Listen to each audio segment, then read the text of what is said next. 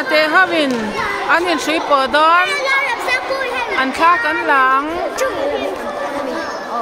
an kha kan lang te puya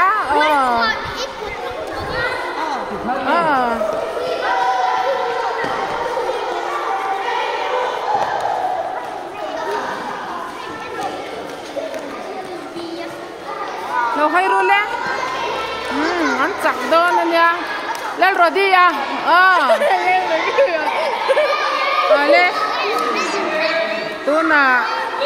an lawin shui po don ni